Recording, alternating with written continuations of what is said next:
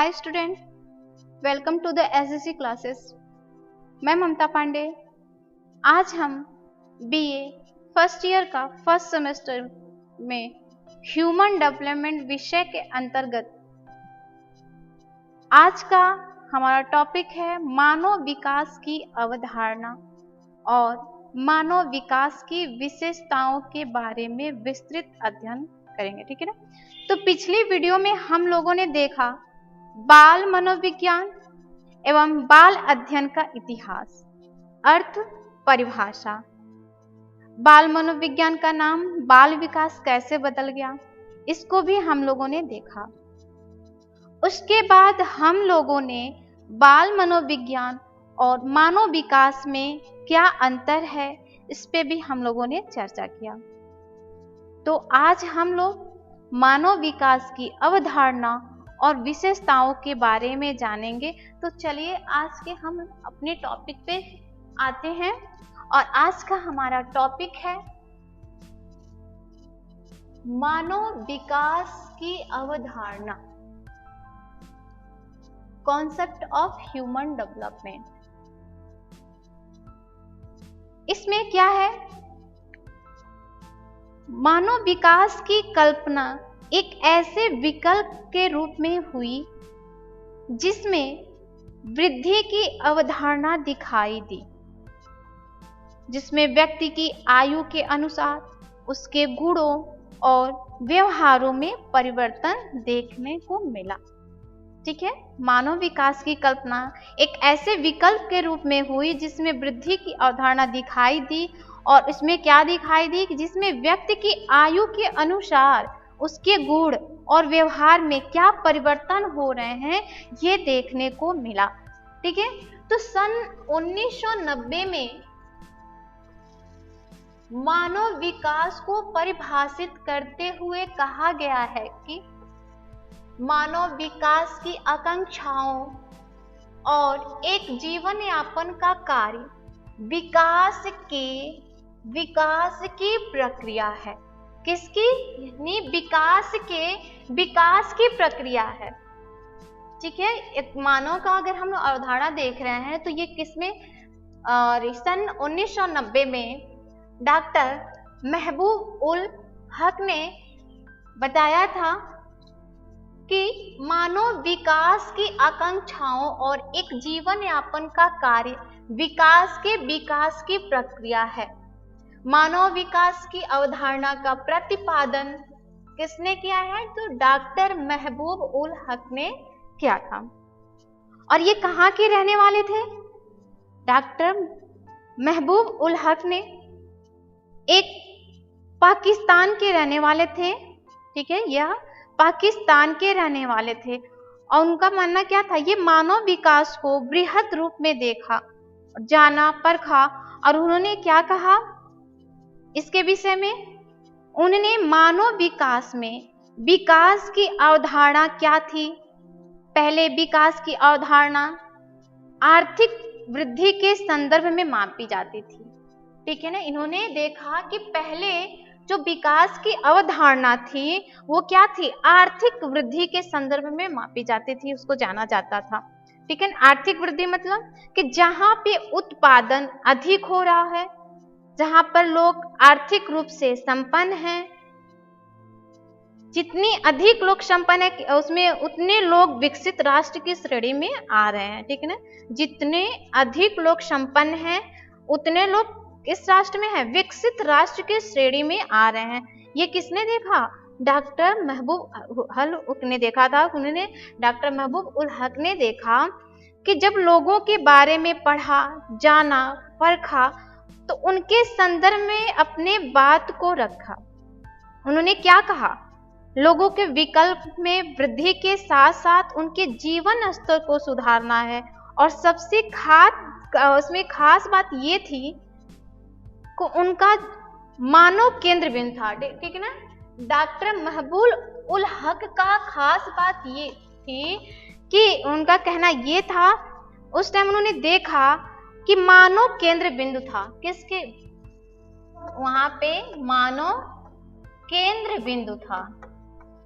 ठीक है ना। जब उन्होंने मानव विकास की अवधारणा को परिभाषित कर रहे थे तो उन्होंने देखा कि उस टाइम आर्थिक वृद्धि, जो व्यक्ति जीवन यापन कर रहे थे, अपनी आकांक्षाओं अपने जीवन यापन कर रहे थे, तो उस समय उन्होंने एक खास बात देखी कि लोग क्या थे, मानव वहाँ पे क्या था, केंद्र बिंदु था। मानव को केंद्र में रख करके उन्होंने उसके विकास के बारे में सोचा, मानव कल्याण के बारे में, उसकी आधारभूत आवश्यकताओं के बारे में, क्षमताओं के बारे में, उनके सार्थक जीवन के बारे में उन्होंने विचार किया।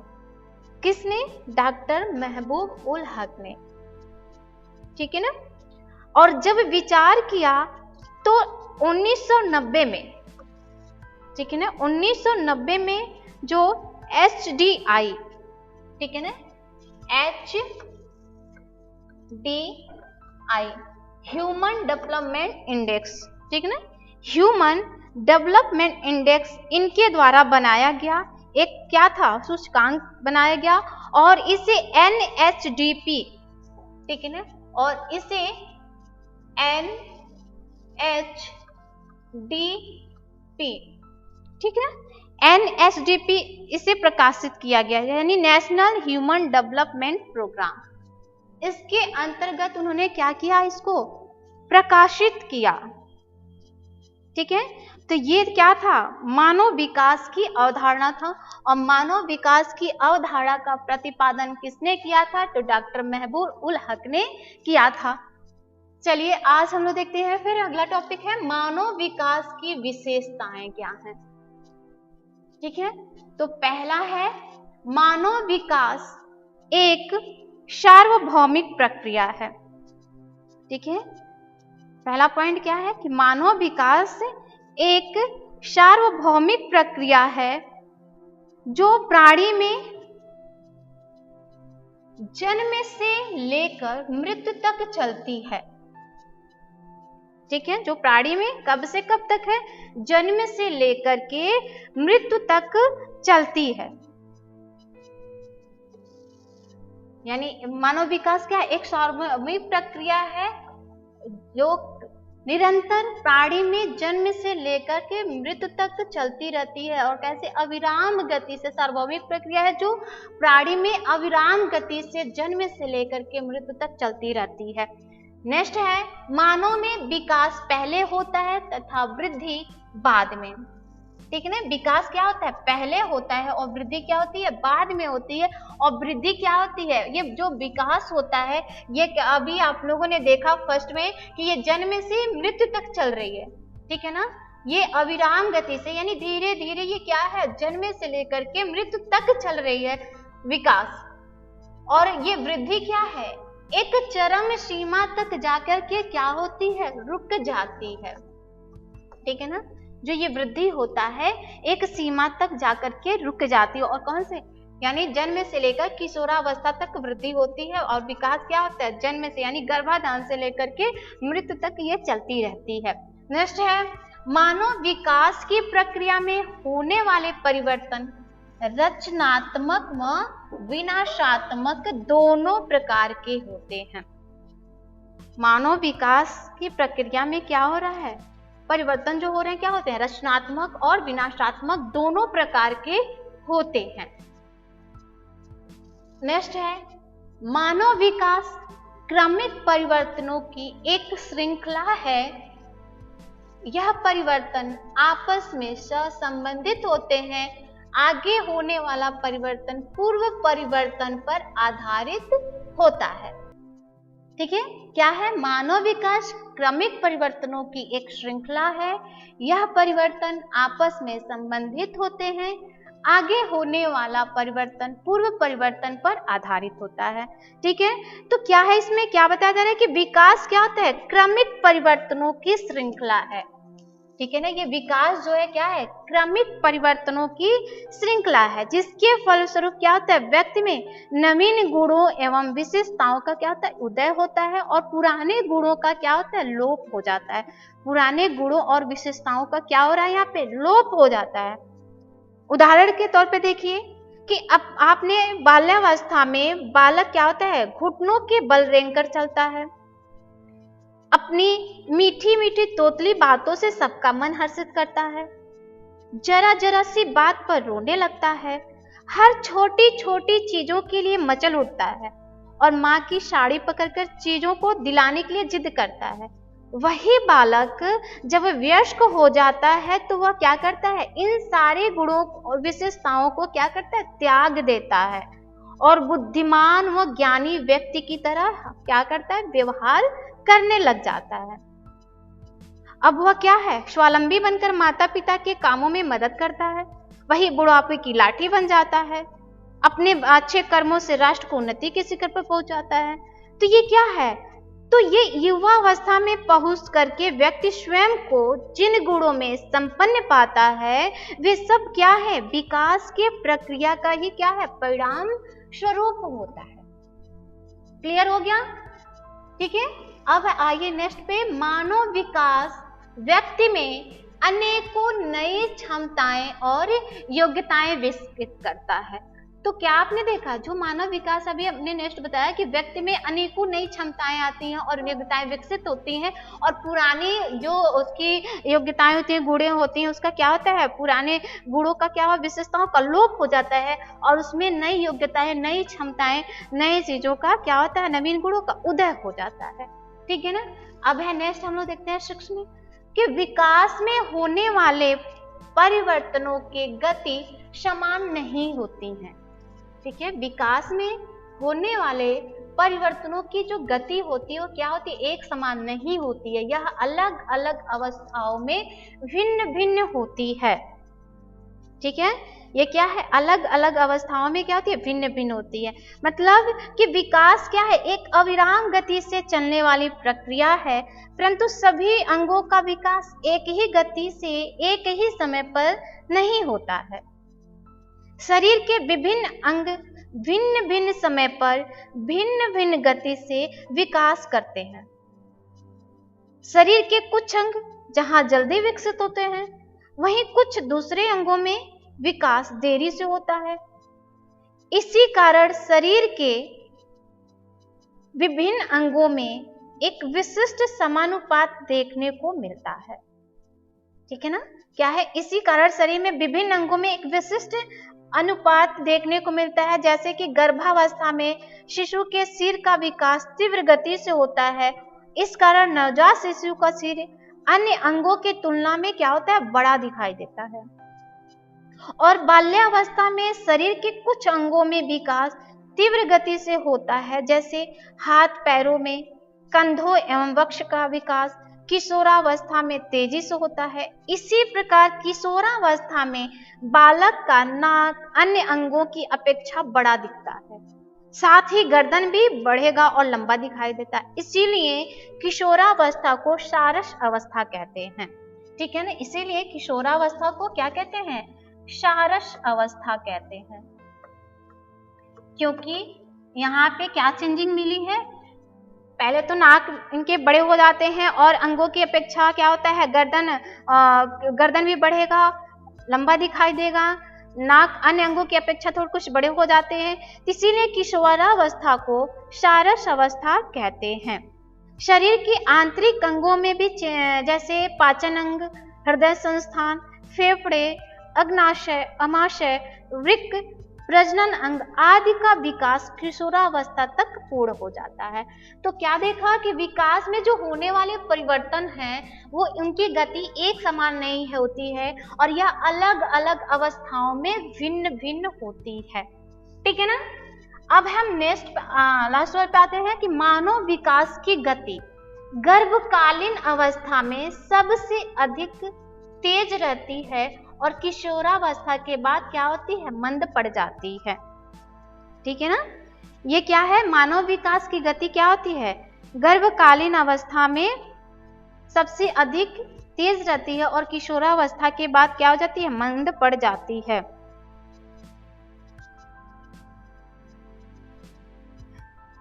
अब है मानव विकास का प्रारंभ वृद्धि से पहले होता है। आप लोगों ने अभी पहले देखा कि विकास क्या होता है, विकास पहले और वृद्धि बाद में होती है। तो वही है, विकास का प्रारंभ क्या हो रहा है, वृद्धि से पहले हो जाती है। यानी जब वो बच्चा गर्भाधान के समय में आता है और अभी उसकी वृद्धि नहीं होती है, तब तक उसका विकास उसी समय से क्या हो जाता है, प्रारंभ हो जाता है। जैसे कि जब जाइगोट की अवस्था में होता है, निषेचन जब उसका फर्टिलाइजेशन होता है, तो वो एक आलपेन के नोक के बराबर होता है और वहीं से वो कोशिकीय विभाजन होने लगता है। एक कोशिकी से दूसरी तीसरी ऐसे कोशिकीय विभाजन होते होते धीरे धीरे वो 9वें मंथ तक एक बालक का रूप ले लेता है, एक भ्रूण का रूप ले लेता है। ठीक है ना। तो ये क्या है, जो विकास है ना, क्या है, गर्भाधान के समय यानी वृद्धि से पहले ही प्रारंभ हो जाती है और वृद्धि से पहले हो जाती है और वृद्धि क्या होता है, धीरे धीरे होता है और एक चरम सीमा तक जाकर के रुक जाता है। ठीक है ना। नेक्स्ट है, मानव विकास केवल शारीरिक परिवर्तन की ओर ही संकेत नहीं करता है, बल्कि इसके अंतर्गत शारीरिक, मानसिक, सामाजिक, संवेगात्मक विकास भी क्या होते हैं, सम्मिलित रहते हैं। यानी कहने का सेंस यह है कि विकास से केवल शारीरिक वृद्धि में होने वाले परिवर्तन का ही संकेत नहीं मिलता है, बल्कि इसके अंतर्गत भी सभी शारीरिक, मानसिक, सामाजिक, बौद्धिक, मनोवैज्ञानिक और संवेगात्मक परिवर्तन भी क्या होते हैं, सम्मिलित रहते हैं, जो गर्भकाल से लेकर मृत्यु पर्यंत तक व्यक्ति में प्रकट होते रहते हैं। ठीक है। जैसे शैशवावस्था में वजन में वृद्धि, तंत्रिकाओं, ग्रंथियों और पेशियों के ऊतकों में भी क्या होती है, वृद्धि देखने को मिलती है। ठीक है ना। अब नेक्स्ट है, मानव विकास प्राणी को स्वस्थ प्रौढ़ जीवन प्रदान करता है। ठीक है ना। जो ये मानव विकास है, ये क्या कर रहा है, प्राणी को एक स्वस्थ प्रौढ़ जीवन प्रदान करता है, क्योंकि इसमें क्या आता है, उस टाइम व्यक्ति ये जो विकास होता है ये क्या सार्वभौमिक होता है। वृद्धि केवल शारीरिक होता है, आंतरिक वृद्धि होता है, शारीरिक वृद्धि होता है, जबकि विकास क्या होता है, सार्वभौमिक होता है। और ये जो सार्वभौमिक होगा तो उस प्राणी को स्वस्थ और प्रौढ़ जीवन प्रदान करेगा, जैसे जिसमें शारीरिक, मानसिक, सामाजिक एवं संवेगात्मक सभी विकास उसमें क्या होते हैं, सम्मिलित होते हैं। और जब ये विकास ना एक प्राणी में अगर पूरा विकास हो जाए तो वो व्यक्ति क्या कहलाएगा, स्वस्थ प्रौढ़ जीवन वो अपना जिएगा। ठीक है ना। अब लास्ट है, हॉरलॉक के अनुसार, हॉरलॉक महोदय का कहना है कि मानव विकास में होने वाले परिवर्तन मात्रात्मक होते हैं, जबकि कुछ मनोवैज्ञानिकों के अनुसार यह परिवर्तन क्या होते हैं, गुणात्मक होते हैं। आप लोगों ने जब वृद्धि एवं विकास चैप्टर जब पढ़ेंगे तो उसमें आप देखेंगे कि वृद्धि जो होती है वो मात्रात्मक होती है। ठीक है। लेकिन जो विकास होता है मात्रात्मक एवं गुणात्मक दोनों होता है। ठीक है ना। ये क्या होता है, एक मात्रात्मक परिवर्तन है जिसे हम क्या करते हैं, आसानी से देख सकते हैं तथा इंच, सेंटीमीटर, ग्राम, किलोग्राम में माप सकते हैं। ठीक है। तो जन्म के समय एक नन्हा सा बालक जिसकी लंबाई क्या होता है, 17 से 18 इंच है, वजन उसका 3.5 किलोग्राम है, वही बालक 18 वर्ष तक आयु प्राप्त करते करते वो क्या होता है, 5 इंच 6 फीट का हो जाता है, 5 फुट 6 इंच का हो जाता है। तो ऐसे हम लोग देखने को मिलता है। और उसका जो वजन होता है क्या होता है, 50 से 60 किलोग्राम हो जाता है। ठीक है। तो ये किससे हम लोग देखते हैं, ये मात्रा कर लेते हैं ना कि बच्चा जब जन्म लिया था तो 2.5 से 3.5 kg का था, अब इसका वेट इतना हो गया है। तो ये इसको कैसे हम नापे, मात्रा में नापे। लेकिन विकास को हम क्या है, उसके गुणों को देख करके हम अनुमान लगा लेते हैं। तो हॉरलॉक के अनुसार उनका कहना क्या था कि मानव विकास में जो होने वाले परिवर्तन है वो मात्रात्मक होते हैं, लेकिन कुछ मनोवैज्ञानिकों ने क्या कहा कि उनके अनुसार ये क्या था कि जो परिवर्तन होते हैं मानव विकास में, जो परिवर्तन होते हैं वो क्या होते हैं, गुणात्मक होते हैं। तो इसके अनुसार ये हुआ कि विकास जो होता है वो क्या होगा, मात्रात्मक और गुणात्मक दोनों होगा। ठीक है ना। विकास क्या होता है, मात्रात्मक और गुणात्मक दोनों होता है। ये दोनों मानव विकास में देखने को मिलता है। ठीक है ना। Thank you. आज का हमारा टॉपिक यही है। अब नेक्स्ट हम लोग टॉपिक में फिर से मिलते हैं नए टॉपिक के साथ। तब तक के लिए धन्यवाद।